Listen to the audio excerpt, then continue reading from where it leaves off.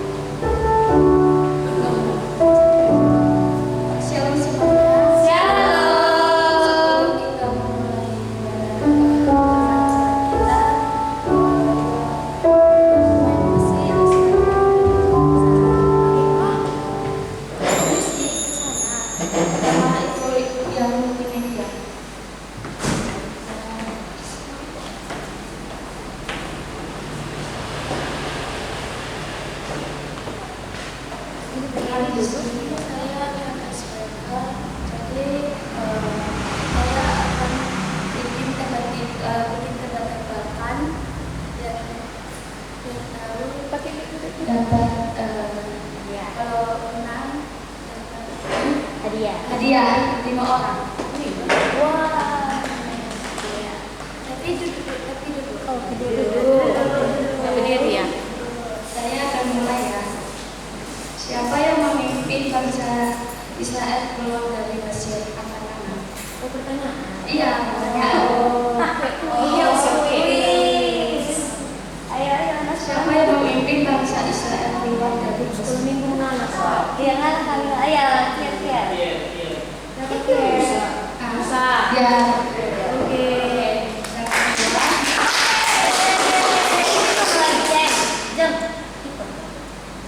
Yang kedua, wanita yang menjadi istri Daud setelah istri pertamanya Mikal meninggalnya. Hah? Apa? Apa tuh lagi? Wanita yang menjadi istri Daud setelah istri pertamanya Mikal. Wanita istri Daud setelah istri pertama si Mika. Siapa?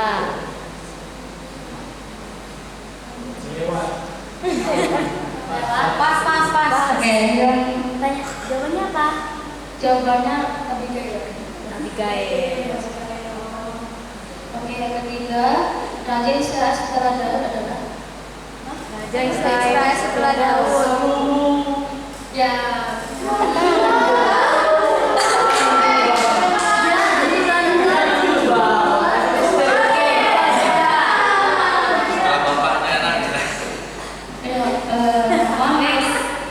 Nama murid yang paling dikasih di Yesus. Tenang dulu. Ya betul. Tempat Nabi Elisa membangkitkan anak. Tempat Nabi Elisa membangkitkan anak. Membangkitkan anak. Tempat Nabi Elisa di mana, guys? Di rumah. Di rumah sakit. Di mana? Anak tadi, NSTT. Pas. Jawabannya semua. Hah? Jawabannya semua. Sunah. Iya. Sunah. Kita perjanjian lama ditulis dalam bahasa. Hah? Kita perjanjian lama ditulis dalam bahasa. Yeay. Jauh jadinya.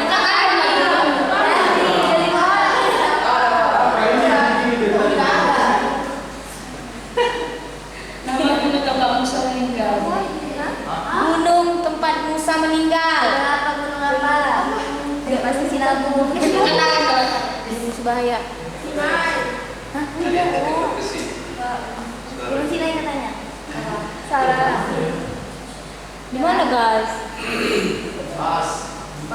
Siapa? Kita. Salah. Ya betul.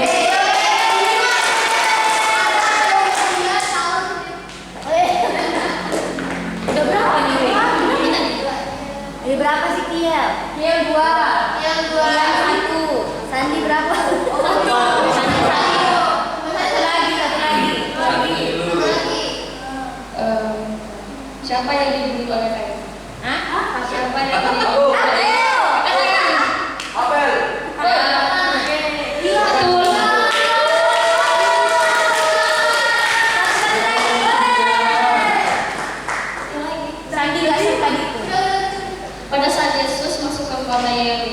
memimpin di sebuah rumah kepala pemungut cukai yang kaya bernama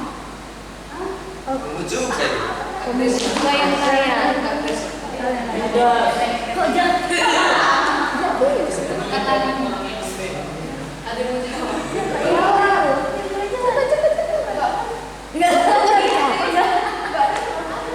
Pada saat Yesus masuk ke kota Yeriko, ia mampir di sebuah rumah kepala pemungut cukai yang kaya. Oke, kata Kia betul.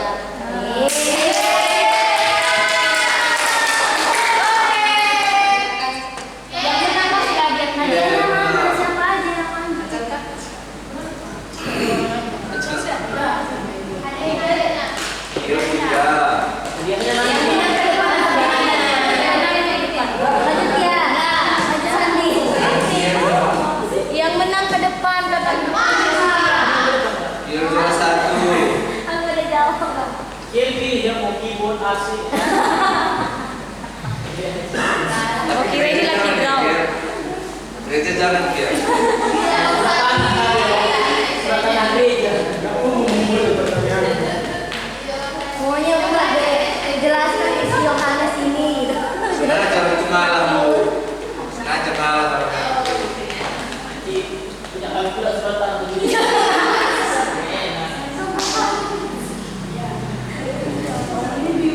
Serta isinya. Serta isinya. Tadi maju tadi menang loh.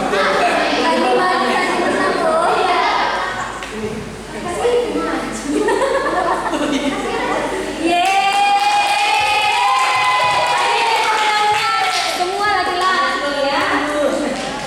Mana hawa mana ini? Hawa masa.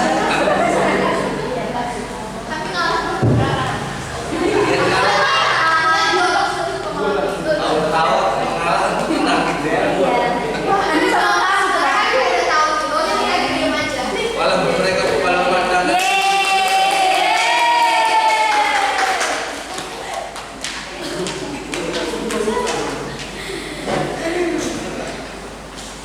Oke, haleluya ya. Kita masuk. Sebentar kita mau mendengarkan sebagian dari firman Tuhan. Mari kita siapkan hati kita.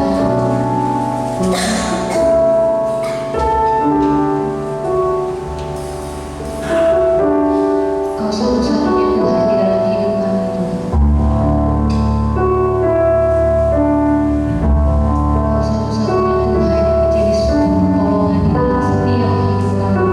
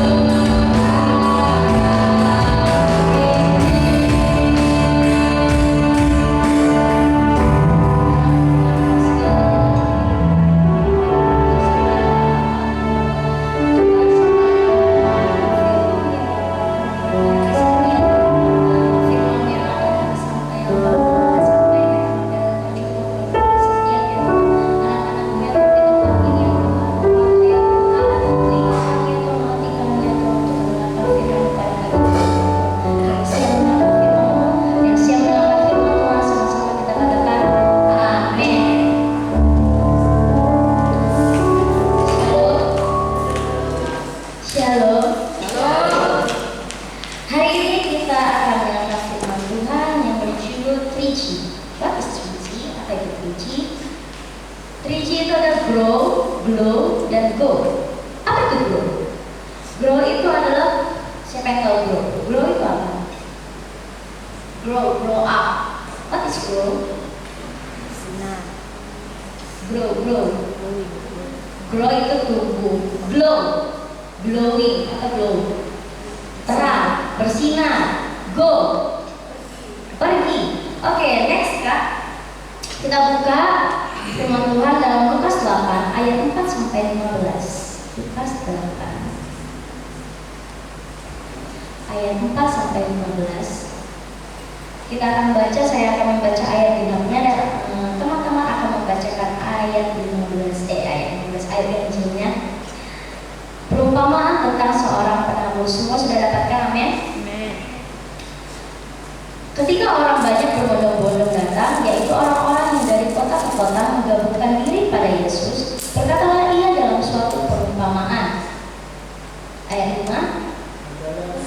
Adalah seorang penabur keluar untuk menaburkan benihnya. Pada waktu ia menabur, sebagian benih itu jatuh di pinggir jalan, lalu diinjak orang dengan burung-burung di udara, memakannya sampai habis.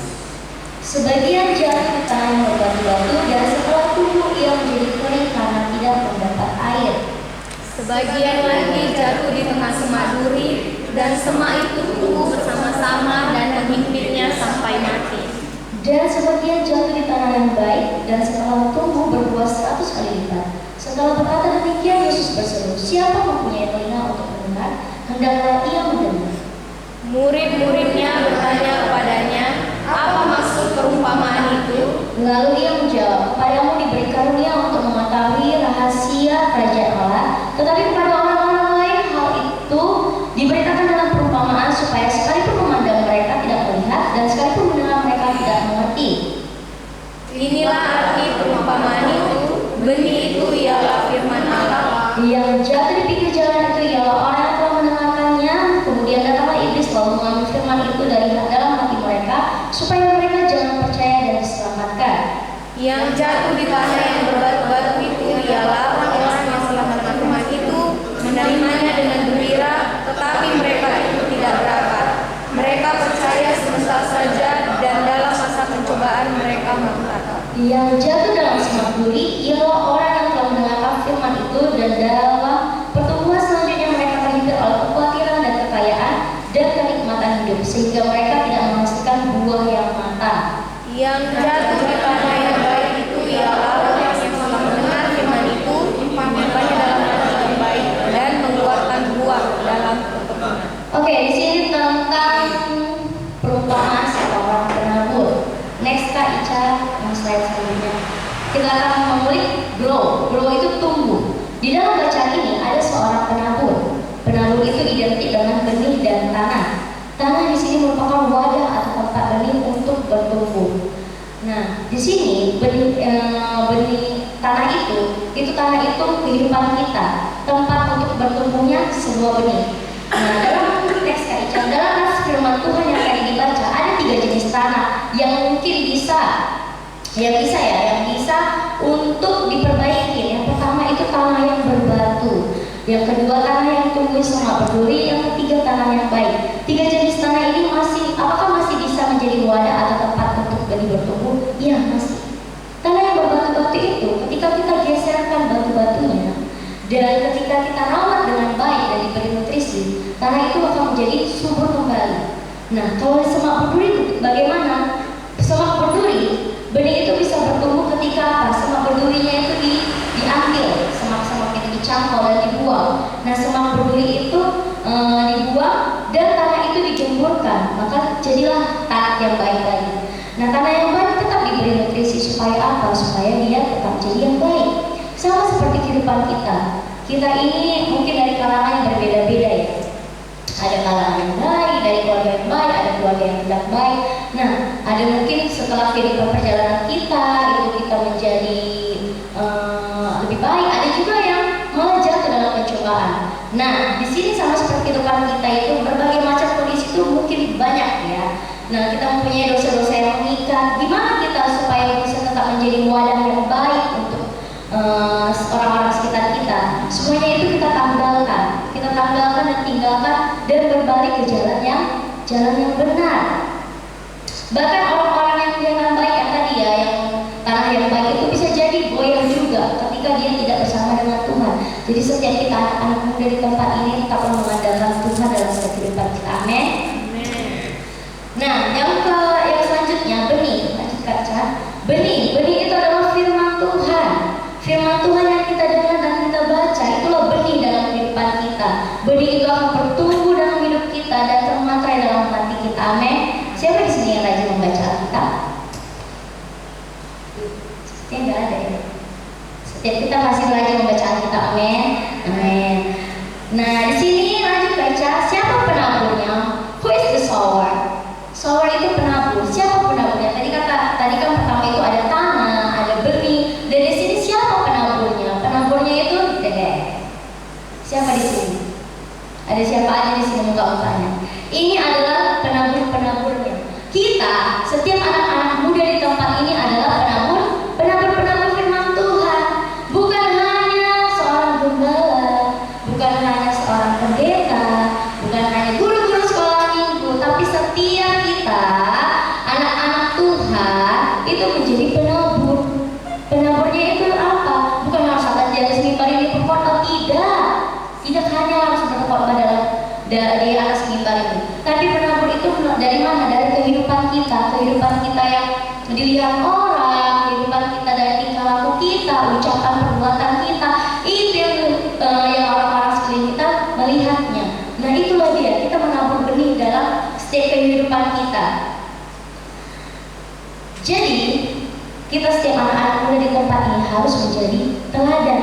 Jangan malah ikut arus ketika ada orang, mungkin ya kita beranjak dewasa nih, anak-anak muda di tempat ini. Ada geng motor ikutan, ada tawuran ikutan, biar apa? Biar keren. Jangan. Malah kita harus membawa mereka, menarik mereka untuk masuk ke dalam jemaatnya Tuhan ya.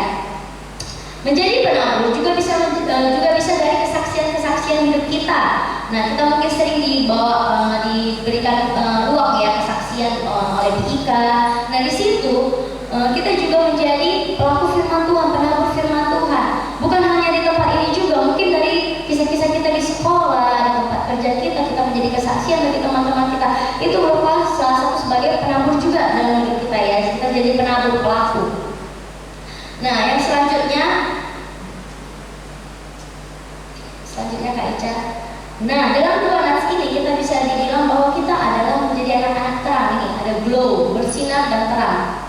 Kita buka di Efesus 5 ayat 8.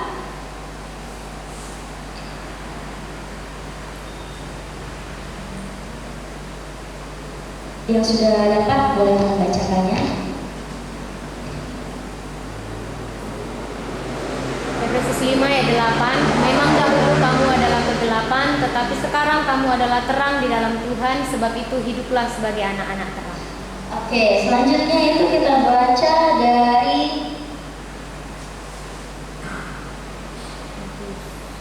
dari Matius 5 ayat 16. Yuk, silakan dibacakan. Yang sudah dapat. Matius 5 ayat 16. Demikianlah hendaknya terangmu bercahaya di depan orang, supaya mereka melihat perbuatanmu yang baik dan memuliakan Bapamu yang di surga. Oke, dua nats ini kita dibilang bahwa kita adalah anak-anak terang.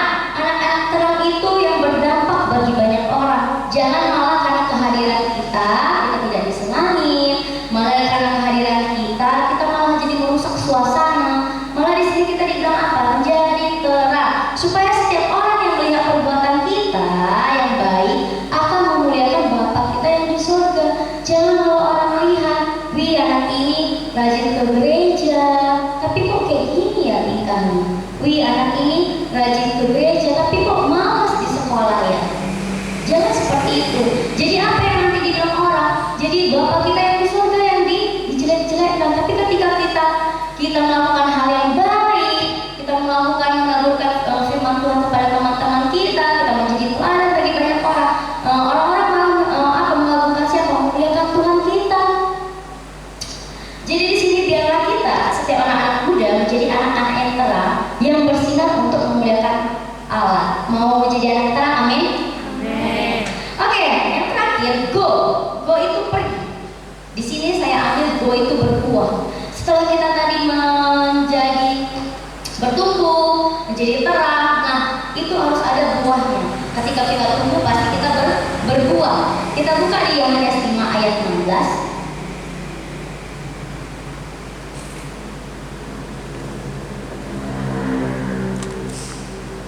Yohanes 5 ayat 16 yang sudah dapat boleh membantu saya untuk membacakannya.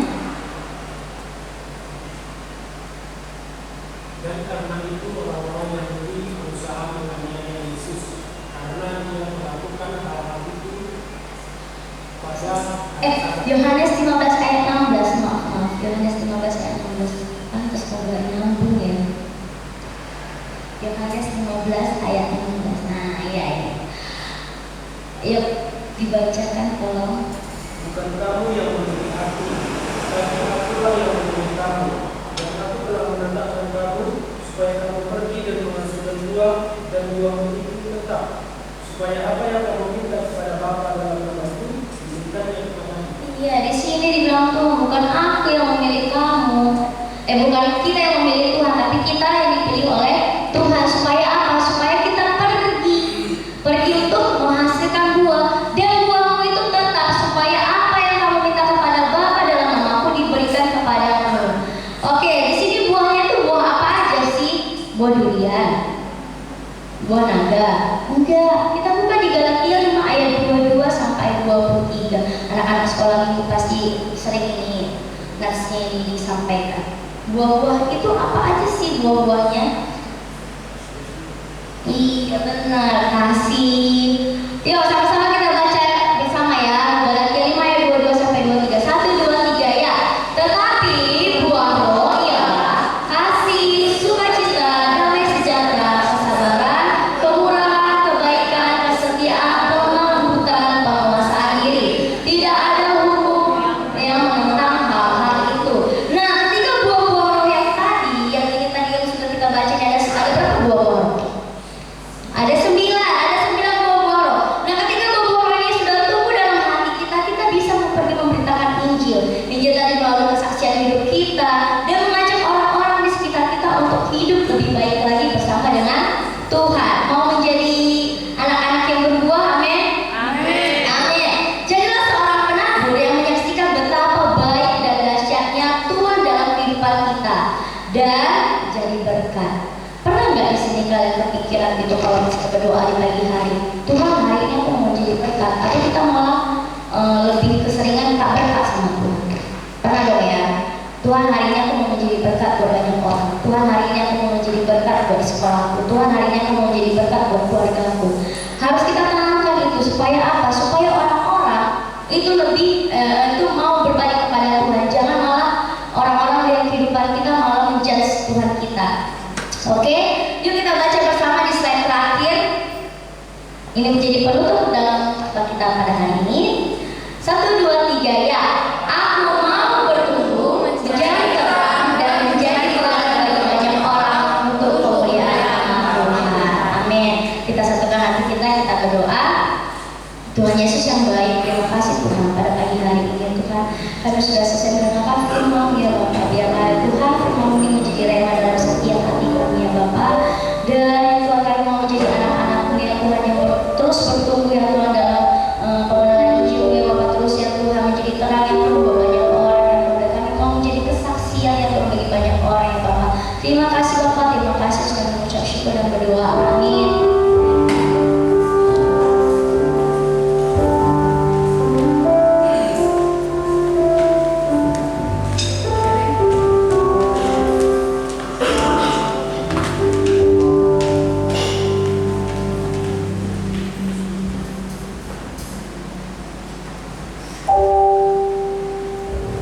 Kita siapkan persembahan kita.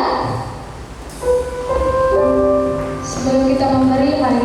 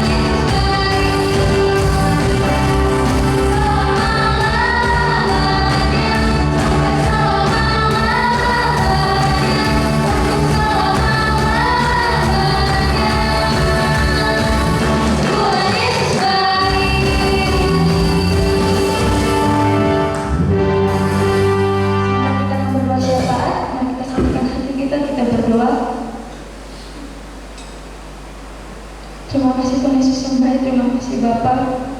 Tuhan, sebentar kami akan menaikkan doa syafaat kami Bapa, di mana Tuhan kami mau berdoa buat anak-anakmu yang sudah hadir pada saat ini Tuhan. Kami berkati setiap kami Tuhan Yesus yang baik, di mana Tuhan Yesus kami bisa berkumpul di tempat ini Tuhan, itu semua berkat kemurahan Bapa. Tuhan, di mana juga Tuhan Yesus kami sudah menyaksikan ibadah kami Tuhan. Kami berkati ibadah ini Tuhan Yesus, dan juga Tuhan Yesus kami berdoa buat hamba-Mu yang sudah menyaksikan firman-Mu pada pagi hari ini. Kami berkati hamba-Mu Tuhan Yesus, kami berkati pekerjaan hamba-Mu Tuhan, apapun yang dilakukan hamba-Mu Tuhan, bila semua sesuai dengan kehendak-Mu saja Bapa yang baik. Kami berkati kesehatan-Mu Tuhan Yesus, dalam perlindungan-Mu ada pada hamba-Mu Tuhan Yesus yang baik. Terima kasih Tuhan. Kami juga mau berdoa buat gereja-Mu yang ada di Kemang hari ini Tuhan. Kami berkati gereja-Mu ini Tuhan Yesus, bila gereja-Mu ini menjadi tempat untuk orang-orang yang mau beribadah kepada-Mu Tuhan. Dan juga Tuhan Yesus kami berdoa buat pemimpin kami, memberkati BIK Tuhan Yesus, memberkati pekerjaannya Tuhan, memberkati suaminya, memberkati kedua anak-anaknya Tuhan, memberkati keluarga ini Bapa, dimanapun keluarga ini berada, dalam penyertaan-Mu, perlindungan-Mu ada pada keluarga ini Tuhan. Dan juga Tuhan kami berdoa buat gembala sidang kami Tuhan, Bapak Gembala kami, dimanapun Bapak Gembala kami berada Bapa, sekiranya dalam penyertaan-Mu ada pada Bapak Gembala kami Tuhan. Dan juga Tuhan memberkati istri dan juga ketiga anaknya Tuhan Yesus yang baik, memberkati keluarga ini Tuhan, memberkati setiap apapun yang mereka kerjakan Tuhan Yesus yang baik, dalam kesehatan perlindungan-Mu ada pada keluarga hamba-Mu ini Tuhan. Dan juga Tuhan Yesus yang baik, memberkati bangsa kami Tuhan Yesus, bangsa Indonesia Tuhan, memberkati presiden, wakil presiden dan juga jajarannya Tuhan Yesus yang baik, dalam bangsa kami Tuhan Yesus, bangsa yang damai Tuhan, yang tidak ada korupsi Tuhan Yesus yang baik. Terima kasih Tuhan, memberkati ibadah yang selanjutnya Tuhan Yesus. Kami mengucap syukur Tuhan, sebelum kami berpisah Bapa, kami rindu dengan berkat yang akan disampaikan oleh hamba-Mu. Sebelum kita terima berkat, hari ini mungkin hari terakhir Kak Teresia bersama-sama kita.